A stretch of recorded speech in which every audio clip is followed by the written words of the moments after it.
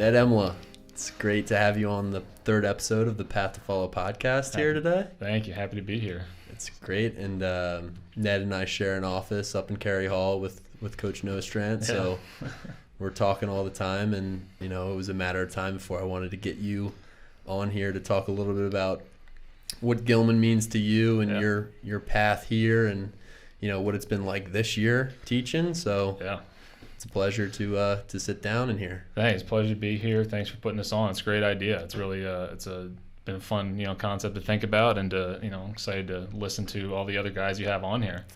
Yeah, I'd love to have as many faculty as possible, and even alumni. Like we talked about, maybe your dad. It would be awesome to have some of your family because you have such a storied Gilman history in your family. So getting them on here and just talking about what this place means and what direction we're heading as a school would be excellent.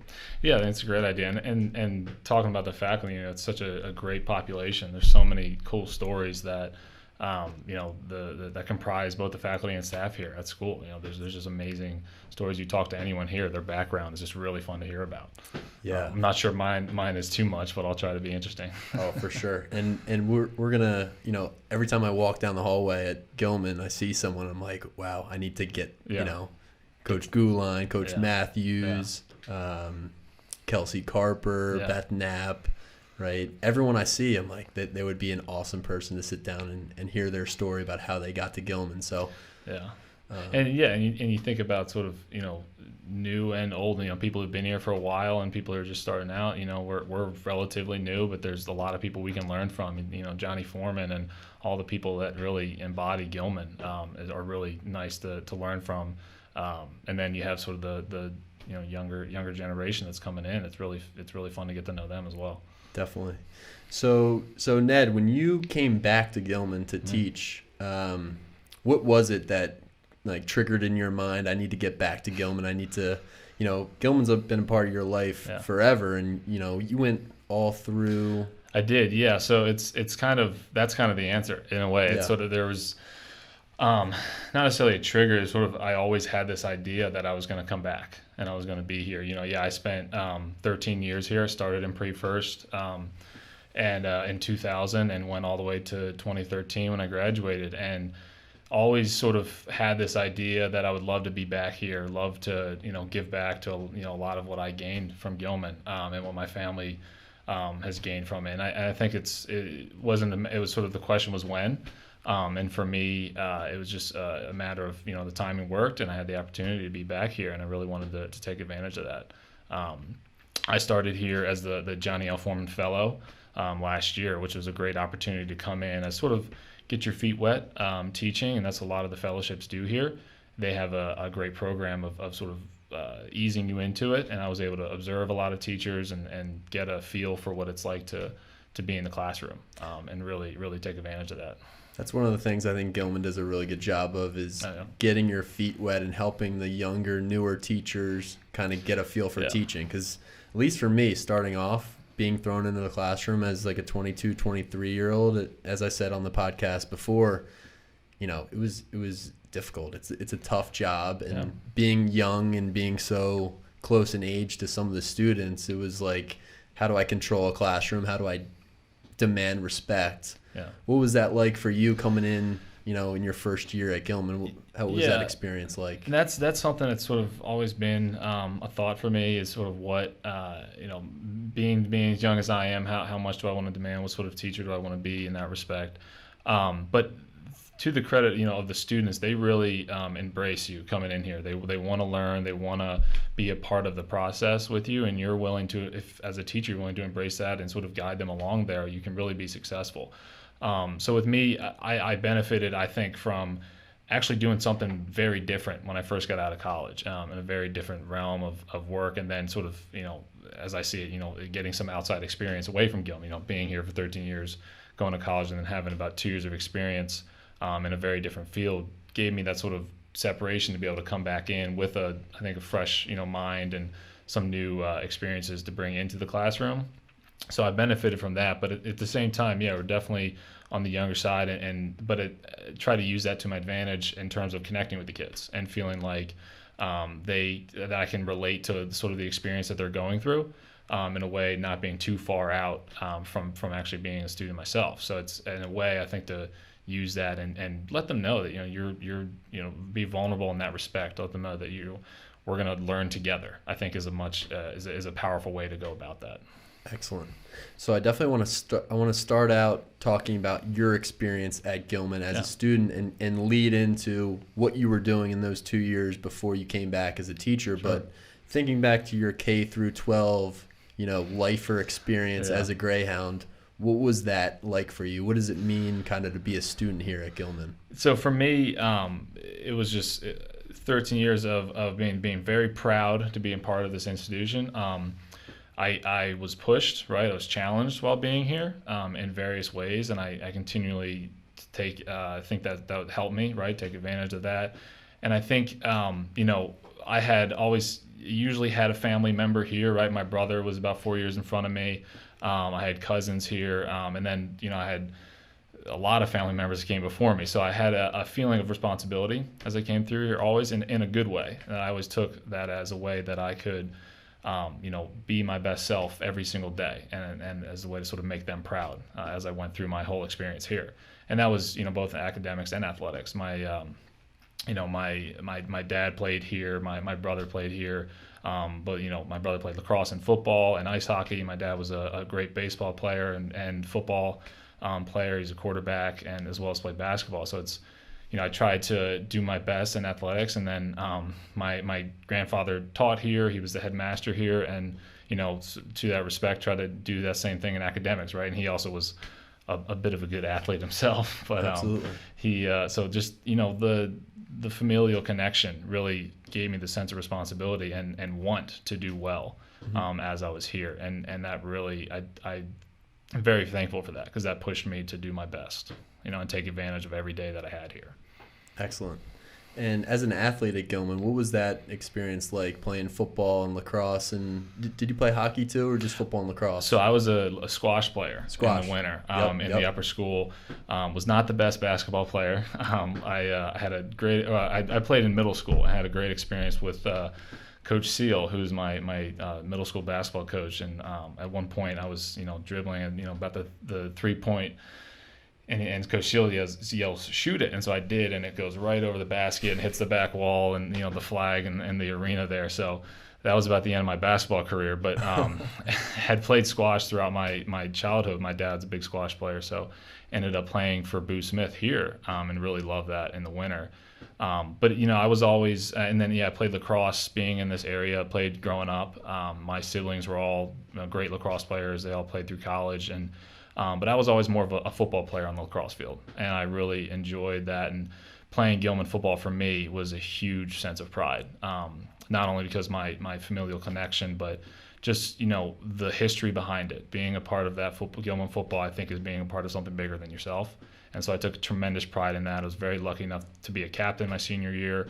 We had very good teams. My senior year, we won championships both those years, and I took pride in that again, and really tried to be a leader, lead by example on and off the field through that, because that's what I think Gilman football players can do, and be great leaders. So football was kind of a central part of your identity as a Gilman student. And what was it about being on the football team or playing under Coach Poggi back in your time that was so important to you and so crucial to your understanding of what Gilman was? Yeah, I think it was really cool, because a lot of the kids that I played with on my senior year team were the kids that I had in my pre-first class with me, which was a really cool aspect that I really liked going through. And it was same with lacrosse too. Those are a lot of kids I played with, Towson Town League lacrosse with. And it was really nice to have that. And even those kids that came in the middle school or even the upper school were there for a year, there was this real cohesive unit. And I think that showed on the field, right? We were some really high talented players, but also some guys that were there, just to play. They play because their dads played or their friends are playing. And that's sort of what I think Gilman football is based, that base of kids who just are there to play for the love of the game. Mm-hmm. And that love of that game was really felt on those teams, I think. And, that created a real cohesive unit. And I think like I didn't play football in college or in high school really, but I played growing up. Yeah. And some of the guys that I played football with in, elementary to middle school are my best friends to this day. They're guys that I could call on the phone, and I think there's something about football that's that brings people together. There's a certain bond on football teams. It's really, I think, the ultimate team sport, I would say. I think it is. It's a sport where you can do your job, but you have to rely on the guy next to you to do his job as well in order for a play, in order for a game, and for whatever to be successful, right? You really have to have that trust in there. And that's, I think it's the competitive spirit around Gilman, right? And you feel in lacrosse too, I think, that you have really high caliber players, but they're also, you have kids that are there just to play for the love of the game. And there's no, hierarchy there. There's, they're there to play because you're a Gilman athlete, you're a Gilman player. And that's really an important aspect. And that's really the culture that I think is built by some of the great coaches that have been here. And I'm sure you felt that, in where you've been, where you played lacrosse, right? You have some great coaches up in Philly, correct? Absolutely. Yeah. I would say lacrosse is up there with football and team sports because when you start playing in high school and in college and in higher levels of lacrosse, one guy can't do it all. Yeah. Like you can't run through 3 defensemen and score a goal. You have to be like maybe a couple guys can do that now, but really you can't. It's a team game. You have to move the ball. You have to share the ball, share the win, like I like to say.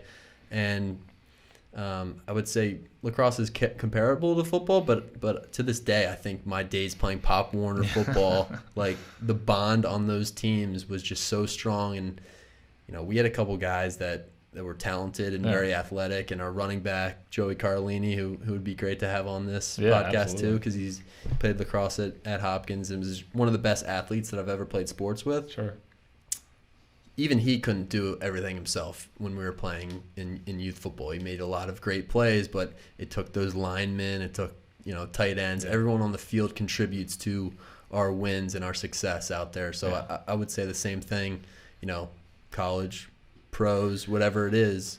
Football is just, that bond is so crucial. Yeah. And I think it sticks with you, like you said. You have those guys that you can really return to in a way. It's so. It was a huge sense of pride. I still am proud of it, and it's part of why I'm coming back and why I love coaching football here. Working with the kids and trying working towards that spirit of bringing guys working together as a unit. So what are you doing now with the football team that you're kind of giving back in some ways to the next generation of Gilman football? What direction are we headed as a football program here at Gilman?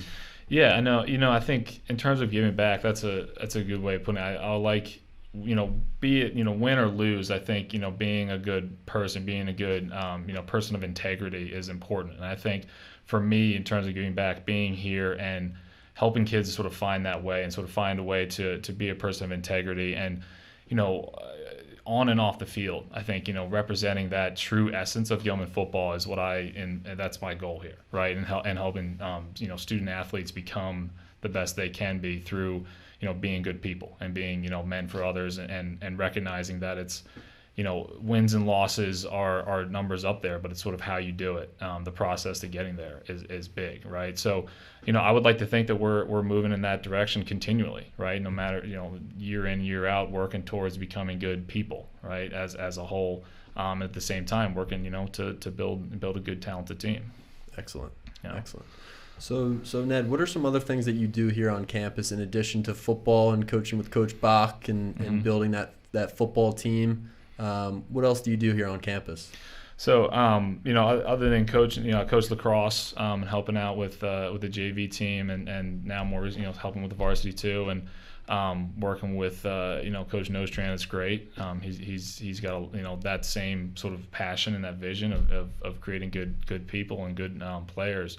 But then I'm also helping with squash too, coaching there, and which has been really fun to return to. It's a great sort of lifetime sport that I love working with here. But other than that, have a world culture section that I'm teaching, and then teaching art history too, which I really enjoy doing here. And I had I fell in love with art history in college, had a great professor, and he really, helped me see the beauty in it. And I wanted to come back and some respect and do that for kids here, sort of open it up in a cool way.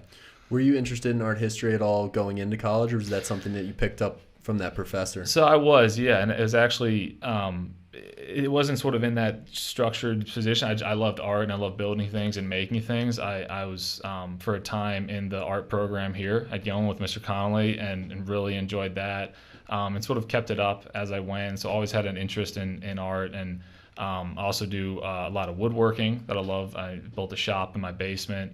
And that sort of started here too, right? We did D&W, design and woodworking from lower school on up, and I sort of kept that up through as a student here, and I've loved returning to that as well. But yeah, art history is really I love that it encapsulates sort of looking at a piece of work and understanding what's happening in sort of a historical perspective around it and why that piece of work looks like that. And I think that's a really fun way and an engaging way to approach the class, and that's how I try to engage students with what is happening around it, what sort of political, historical influences are happening that this looks like that. And with the hope that, they can then go out into the world and have sort of a overall more global perspective, as well as able to maybe pick out a couple things and say, oh, I learned about that, and maybe have a little more interest moving forward.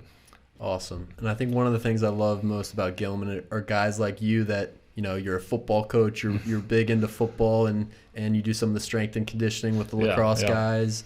You coach some squash too, which is an interesting pairing, football and squash. Like I don't know too many guys that played football and played squash too, but you're also passionate about art history, and you also do some woodworking. So I think the people at Gilman, like you, like Coach Nostrand, like Coach Ledger, like the other people that I've had on the podcast and will continue to have all these different interests and passions that, as a student here, and you see someone like Ned Emala who does all these different things on the side, and he's out there with the football team, and then he's in the art studio with Mr. Connolly. I think that's kind of cool, and they want to follow that, and they want to mimic exactly what you're doing. Yeah, and I think it's so. Also, one of the highest compliments I've ever gotten was from a teacher. I actually was taking a coordinated class over at Bryn Mawr with Mr. Waters, and we were doing a project where you were it was a recreating nature project. So it had writing, it had sort of drawing, it had sort of a lot of cool elements to the class. But one of it was sort of a poetry aspect, and we were writing poetry and creating sort of a design element. So I drew sort of a picture with it put at the top of the poem that I wrote, and then recited it. And so he at the end of it said, Ned, you're a Renaissance man. And so I've taken that, and I always will remember that. I've strived sort of work towards being that as much as I can, because I think that's so important. You look at sports, right? You look at people specializing in one sport from a very young age, and I think that's at a detriment to their sort of development in other areas, right? I think playing three-sport athlete is very valuable in this age, and I think doing multiple different things, be it academically or athletically, I think is very important and helpful to the other areas that you're trying to be very good at. That's awesome. And there's a book that's sitting on my bedside table right now that I got from the library up in Philly this summer. I probably have $50 in late fees right now, but it's called Range, and it's about being able to being a generalized person in an age of specificity, or having multiple talents, having that talent stack, and being a Renaissance man to benefit whatever it is you do. So I think one of the examples is, I think Roger Federer played a lot of different sports growing up, whereas someone else didn't, right? And he used those different sports in his tennis game. And that's something Coach Nostrand talks a lot about in terms of lacrosse, is he loves when other guys play football or play basketball, because other sports really do benefit, whatever your main sport is, because, like football, maybe squash helped you out a little bit in some ways. It did, quickness and footwork. And yeah, exactly. I was actually listening to that book on Audible this summer too, and it really does. Yeah, I think, not only the physical aspects of playing different sports can build out different muscles and different movements, right? It's good to go in different directions, but just the mental idea of recognizing a game, right? By playing tennis. I love playing tennis in the summer, playing squash, and it's sort of all that can come together and help you sort of your athletic IQ, I think. And I think that's really important. So what are some ways that maybe the different sports that you played growing up helped your football career? And you played, and you can talk a little bit about maybe playing football in college and what that experience was like too. Yeah, I think it helps a lot with I played soccer growing up. There's a league that used to be around here called Towson Town that was, you played the soccer, you played lacrosse, you played basketball, and just having that exposure to figuring out what sort of you like to do, I think is great, and just sort of being willing to do that and being willing to put in the effort.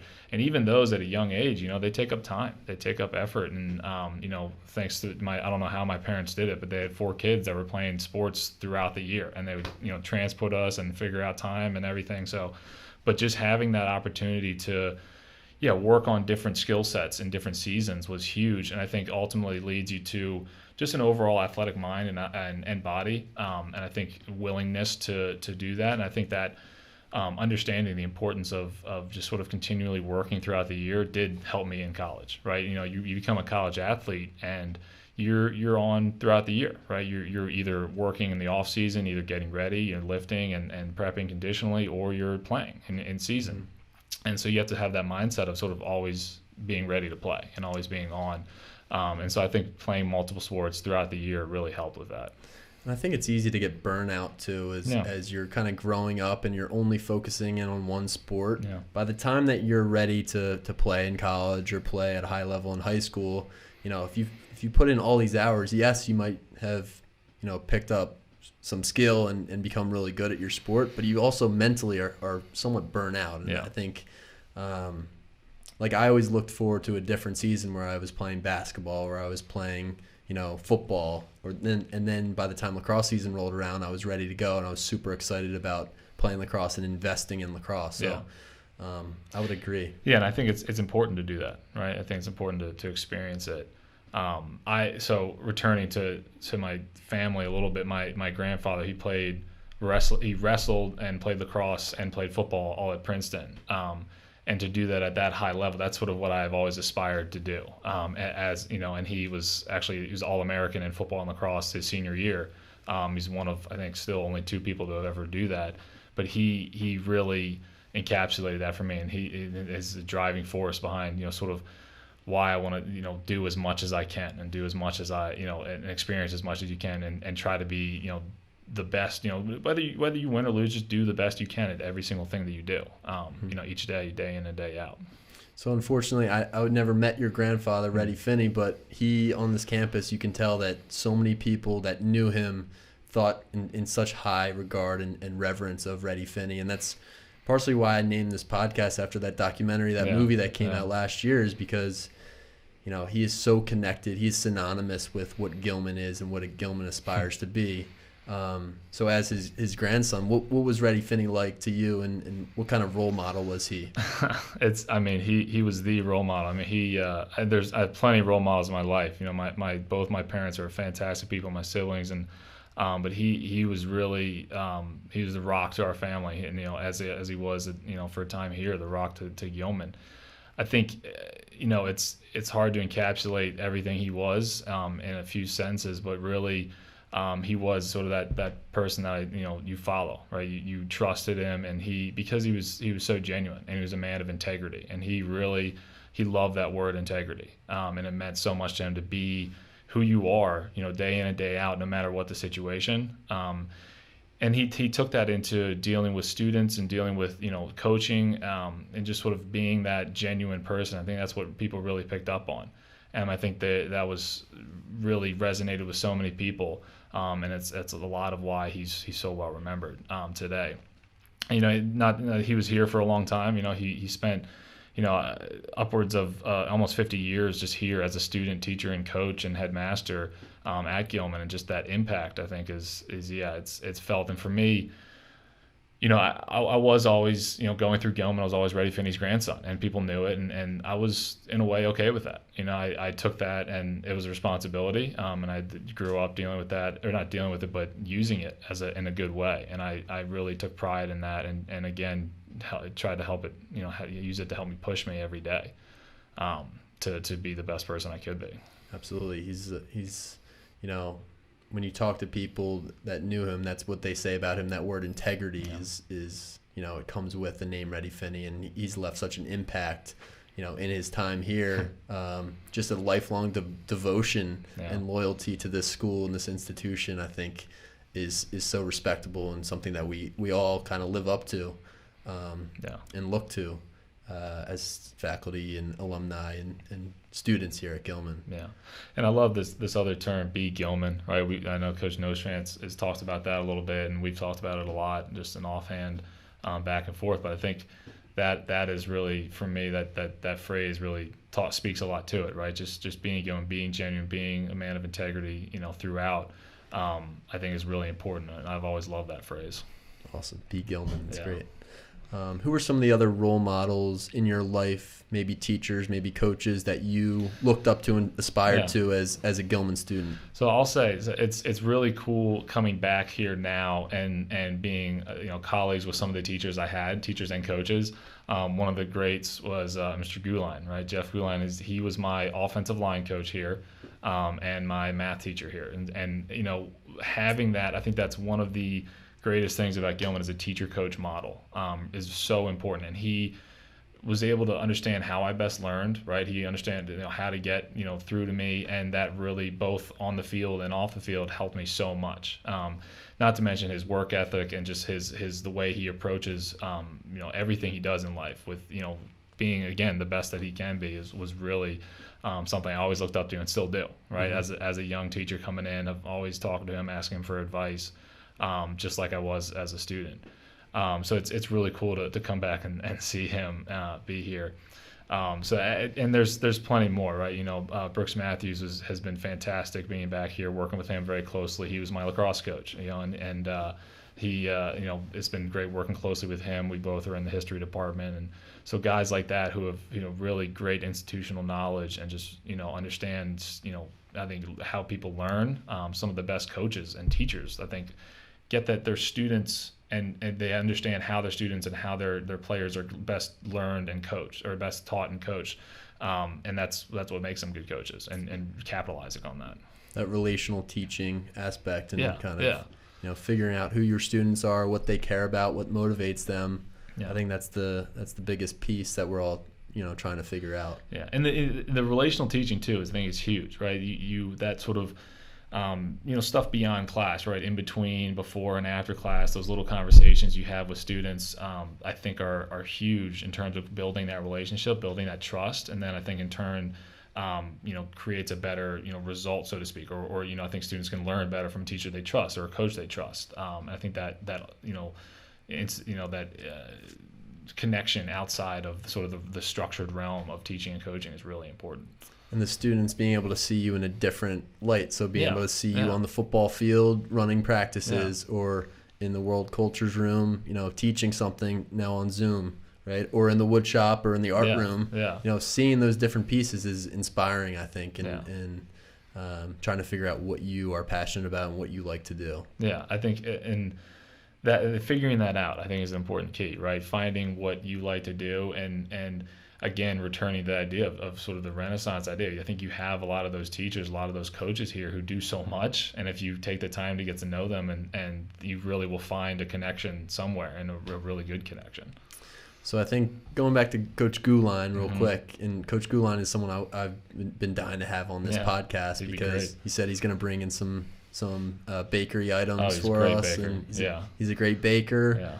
So he does all these different sorts of things outside of teaching and coaching, which are super interesting. But at the beginning of the year, I asked my classes, I say, who is the best teacher that you've had? And I think this year, like half of my classes all said Mr. Guline. What is it, beyond kind of his devotion to Gilman and coaching and teaching and everything, what is it that he brings to this school, would you say?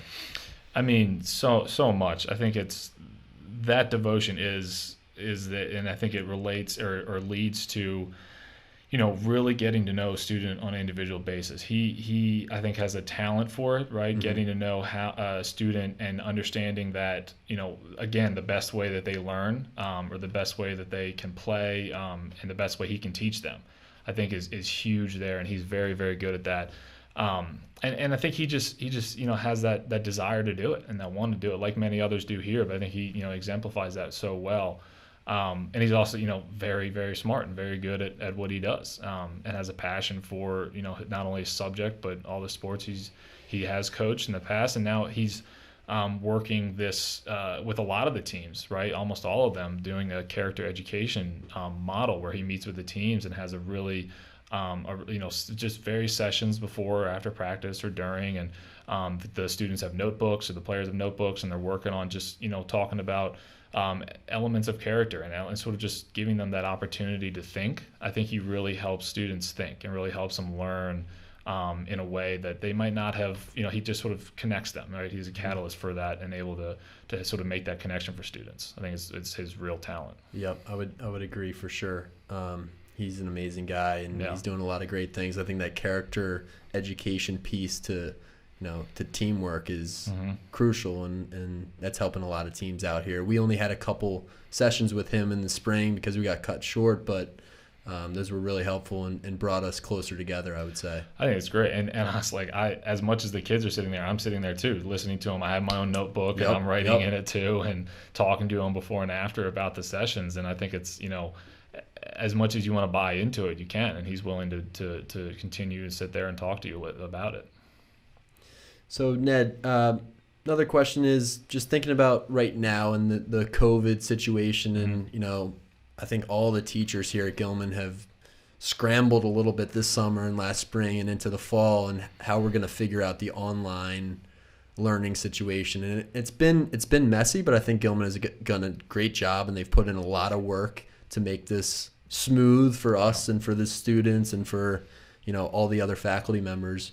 How is this going for you? What's it been like to teach on Zoom and not in the classroom as much? Yeah, it's definitely been an adjustment, I think, for everyone, student and teachers alike. I will say I'm continually impressed at both my colleagues and the students about their adaptability. Right. This summer was full of a lot of work of getting Canvas pages ready, getting various aspects of your curriculum, trying to prepare them to being online and in person. And I think the work ethic that you saw from the teachers was incredible. I know that I spent a lot of time just sort of visualizing how class would go and try to figuring out how is this going to be seen, and how is the student going to learn, and if I put myself in the position of the student, how best how this is going to come across to them, was a lot of what I did. And I think the students reacted well. We've gone through a couple of phases now of the virtual to sort of phasing people back in on campus, and I think the general consensus is kids and adults are very happy to be in person as much as they can be, but be at half and half right now. But yeah, it's a challenge, but again, it's kind of a cool. It's an exercise, and how can you adapt in teaching? I think that's an important part of teaching, is being able to adapt and really mold the class, mold your material to the best way that's going to be received by the students. Yeah, I think for sure it's been a challenge in adaptability, but I don't know what your thought is on this, but I think athletics and just being an athlete my whole life has prepared me in some ways to adapt to things like this. Yeah. And I just remember this one example in college. On Fridays, we would always do the Oregon Trail. Yeah. And that was just like the worst workout of the week. You would dread it and think about it all week long. You're in class, you're thinking about the Oregon Trail. And our strength coach, Coach Mullen, it would be a competition between, teams of 5 or 6, and you do like all sorts of different exercises and a lap around the stadium with chains around your neck and all sorts of things. But I love it. But our strength guy, Coach Mullen, would always come out and he'd pick one team for no reason at all. And he'd say, you did something wrong, or your chain wasn't above your shoulders when it was, and it was blatantly above your shoulders. And he'd say, you have to do it again. And it's like, you can't argue with it. You just have to do it, and you just have to adapt in that moment and still try to win the race and still try to win the trail. But I've taken that a little bit with me and the different lessons I've learned in sports to apply to a situation like this when obviously it sucks and you know, we're trying to teach and do things through a computer. But I think sports, and connecting back to our conversation earlier, you know, teach you a lot of those lessons. Yeah, I think it really does.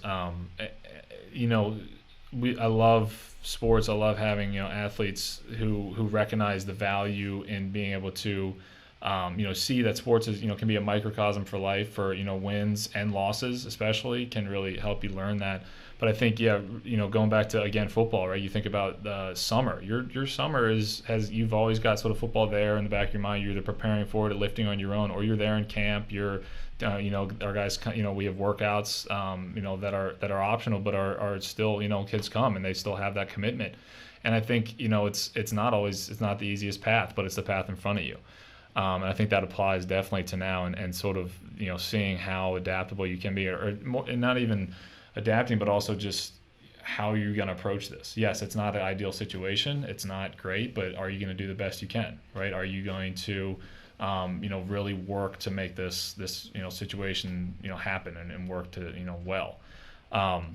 And I think, again, you know, I take encouragement by seeing the students that do that and the teachers that do that. And I think that sort of, again, you can see this as a whole team that's sort of trying to, yeah, we don't have all the answers, but we're going to keep moving and try to figure this out. Right. There are no answers. Right. And you can ask anyone you want, but no one really knows, you know, when this is going to be over, when we're going to be back in person. So we're kind of just figuring things out day by day.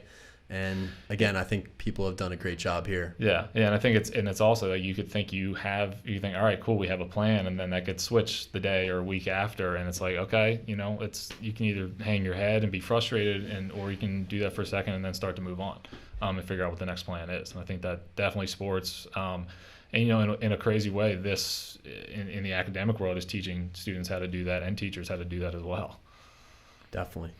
So, Ned, another question for you, and thinking a little bit about your football career. What was it like playing football in college, and what type of commitment went into that that process for you to play or to, you know, to be recruited and then play for 4 years in college? So I played at Dickinson College for 4 years and really had a great experience there. I think in terms of commitment, you know, it was a lot. There was a lot of time, a lot of effort. You know, summers, you know, throughout the year. My spring of my senior year was about the only time I was a normal student in terms of time and schedule wise. So with that, I think it takes a lot of commitment. But I enjoyed it. I took advantage of that. I felt and really took pride in it again as being a football player there. Recruiting, you know, we had a lot of help here with the coaching staff we had, and actually Rick Bowie, who was a coach here, was a Dickinson grad, and I would talk to Sherm Bristow, who was another coach here at the time and a long-time legend at Gilman, who said, you know, have you looked at Dickinson, and sort of got in contact with them, and talked to them, you know, and sort of got that ball rolling and really liked the school. And that was a big aspect for me. I was also, having 3 siblings older than me, all of which played lacrosse. My brother, so my eldest sister, she played at JMU, then went to Gettysburg and played lacrosse and field hockey. My other sister was at Virginia Tech and played lacrosse. My brother played lacrosse at Georgetown and transferred to UNC. So I got to see big schools, small schools, sort of in between. Took advantage. I was going to their games and traveling with them a lot. And so I saw the sort of different types of schools and ones that I was interested in. And, you know, I liked Gettysburg, and I didn't really want to be at a big school. I wanted that sort of that smaller classroom feel, as well as sort of I thought that Dickinson was D3, and I liked, I thought it was a fine level to play at, and in that Centennial Conference, whereas Dickinson, Gettysburg, F&M, all of them were very similar schools, and just really liked it there. So looking at the school aspect of it was big for me, and the educational aspect other than football, and that was big. And when I went and visited Dickinson, that was emphasized and was really talked about how the athletes were held to academic standards really, really heavily, and you had to keep doing well in your classes. So I really liked that. But then playing was a lot of fun. We didn't get many of the wins, but I left there with the satisfaction of being able to saying I tried hard on every single play, every single down practice or game, and that was my win there. So I really had a great experience and had a great Coach Darwin Bro was a longtime coach there, and you build the bonds of teamsmanship and love there with a lot of those guys, and still in contact with them today. Yeah, those coaches and guys on your team and guys in your class are people you can call, whenever and just have a conversation with, no matter how much time goes by. And that's another thing that I love about sports is, like, I don't talk to some of my friends as much that I played youth lacrosse with, but I know that if I see them, like, we're going to be so excited to see each other and pick right back up where we left off. Yeah, and that's a beautiful thing, the sort of forged in fire. I see it as in sports, and especially at the collegiate level. So what might be some of your advice for maybe a kid at Gilman who's looking to play football in college? I don't know too much about the football recruiting process, but other than picking a school for the school and maybe not so much for the athletic point, right? Like picking somewhere that you can be done with football and actually still love the school. Mm-hmm. What else would you maybe say to someone who's looking to follow that path? Yeah, I think so. The recruitment intricacies have pretty much gone beyond me a little bit. So it's just I would say again, thinking about it ahead of time. Like I think coaches are looking for 3-sport athletes and looking for athletes that have played other sports and have engaged in extracurriculars, right? Mm-hmm. Beyond outside of school. And I think it's a fun tradition is some of the kids in my class as seniors, they participated in the school play, right? As well, they were running from practice to the play practice and everything. So that was a really cool. I think having sort of building up that resume is important and huge. And again, the importance of loving the school, I would say, is huge beyond the athletic aspect, really loving the academics as well as the extracurriculars. You're going to be there for 4 years, and sort of what's the culture and the atmosphere and what are you learning beyond, just playing, I think is really important. I also, I took into account the geography, sort of, where it was. I didn't want to be too far. My parents were lucky. It was about an hour 15. My parents came to the games, and that was really easy.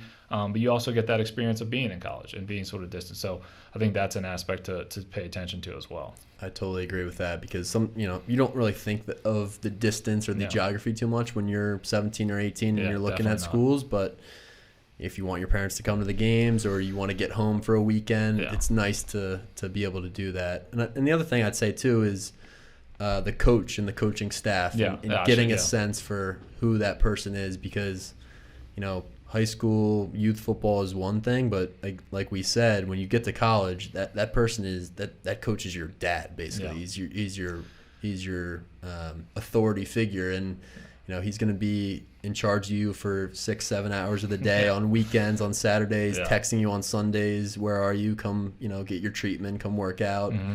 And if you don't like that person, or you don't have a good bond with that person, it could be miserable for you, I think. Yeah, no, that's a really good point. I think both head coach, position coach, and getting the training staff stuff if you can there. I think those, that you're going to be immersed in that culture, I think, and you really, realizing who you're going to be spending a lot of your time with is important.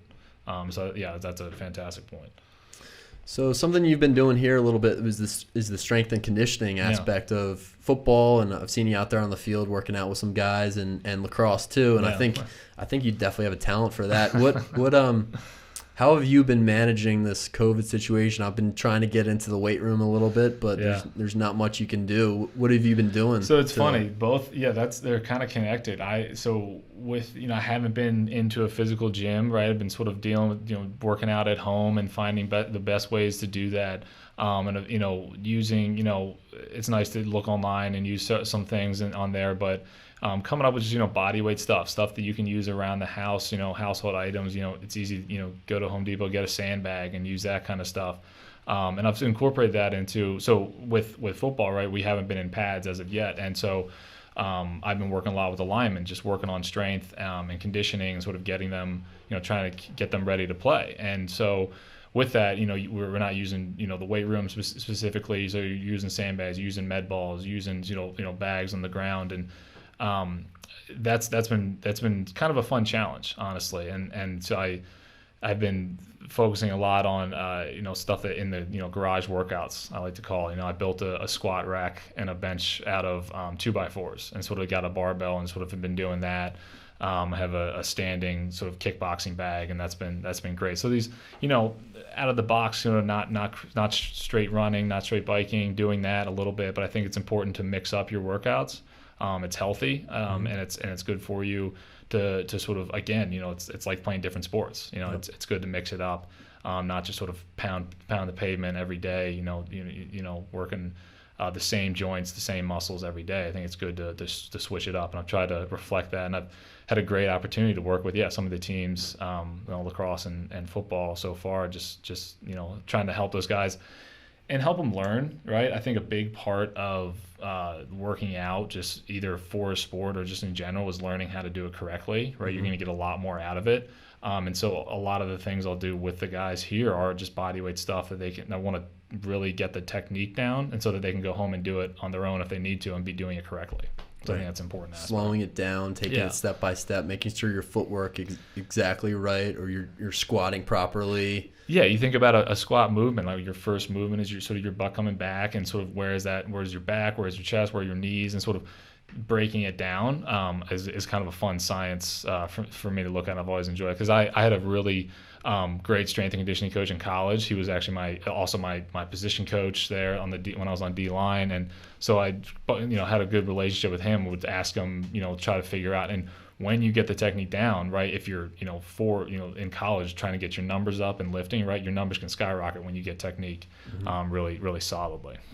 Great. I might need to hop in on some of those workouts. I've been trying to do some stuff on my own, but I see you out there, and these kids are getting bagged a little bit. So they and it's really cool to see the progression, right, from where we started, and just having a lot of time to work with them in a way, taking advantage of the situation that we have, really slowing it down and working with them. They've really gained a lot, and both footwork, conditioning, and strength has really been fun to see that progression. Excellent. So, Ned, before we kind of close up for today, I want to return to some of the traditions we were talking about with Gilman football and just Gilman in general. And I know that you're privy to all these from your family history and being a student here. What are some of your favorite traditions at Gilman, and what do you remember, even just about football that during your time here? What sticks out to you? In that regard. Regarding football, I think the biggest one is, the pep rally for the McDonough game is really a cool tradition. That was just one of those things, from being in lower school, sitting on the hill to sitting in the bleachers in upper school, you sort of transition around there. You always look forward to that every year. And I love that the rivalry that's there. Took a great pride in playing in those games. And there's been some really cool pep rallies. We were talking earlier, there's been some very intricate aspects of it, right? We had skydivers come in at one year where guys were literally parachuted out of a plane coming across, and which was really, really, really fun. And another year, I think the year after that, a helicopter came and landed on the G, and our players came and came out of there from behind the helicopter, and that was really just to have that and have everyone up in the stadium, getting ready. You have sort of the tradition, the speeches going on, and then have sort of the Raiders come in. It was really always, especially as a younger kid, you see that. But then, being in upper school, I was always really excited. It was like Christmas for me there. Yeah, I think one of the things I've noticed about Gilman, even today with the younger kids looking up to the older guys and thinking one day I'm going to be in the senior room or walking around these halls or involved in the pep rally. There's a great kind of track from lower school to the upper school here. Yeah, no, absolutely. And I remember when my brother was quarterback here, I was the ball boy, right? And there was a game. I think it was against DeMath or maybe Poly, but it was raining and the balls were just sopping wet, and I had a towel drying them off. I just felt so involved in there. My brother was out there. I had to make sure the ball was dry. Yep. And so I feel like that was that's there. The younger kids, and there's there's great programs here. There's mentors programs where upper schoolers and middle schoolers can work with some of the younger kids. And I think so beyond sports, there are some really good connections that the whole school can sort of come together and be a part of. Awesome. So Ned, last question for you. When you wake up every morning and you're getting ready to come to Gilman, what excites you, what motivates you, what inspires you about being a part of the Gilman community and kind of wearing the G, the Greyhound on your chest every day? You know, I keep sort of coming back to this, but just the pride I have walking on this campus and being a part of the community. For me, I feel like a sort of an ambassador to my family right now being here, and I love that. I feel like, ambassador to my class, sort of my generation of being here, and I want to represent them well. And that sort of gets me very excited each day to try to. It's like getting ready for a game, every day. And I was joking with. I think it was Aaron Goldman. I said I'm wearing a tie. Right now it's sort of spring dress is a little bit more casual, but Aaron said it's like putting on the helmet. So yeah, I'm gonna wear a tie every day because it's I'm getting ready, putting on my jersey, putting on the helmet, getting ready for a game, and that's just how I think about it. But I think it's like playing football here. Like it's like being a teacher. You're part of that team, and are you going to do your part? Are you going to that day, are you ready for the challenges, frankly, that'll come forth, and are you able to adapt? And that's pretty exciting, and that's a cool thing. And, I should mention, I've had a long history of teachers in my family. My mom was a great teacher over at Bryn Mawr for a long time in the lower school. My sister taught there as well. So to represent, another generation of teachers is really exciting for me too. My other sister works is a teacher as well, and all my siblings have been coaches, and sort of being in that realm for me, again, is really a sense of pride. Excellent. Ned Emala, he's got Gilman in his blood. He's a great member of this community. He's here every day. He shows up to work on time. He represents the Gilman Five and what it means to be Gilman. He's the Renaissance man. It's been great to share an office with you this year and last year. And you as well. We got to get out on that pickleball court soon. Absolutely, we got to avenge the last time. I think I lost it to you and Coach Holmes, but thank you for having me. It's really great to be here. Awesome, thank you, Ned. Yeah, we'll see you soon. See ya. Thanks a lot.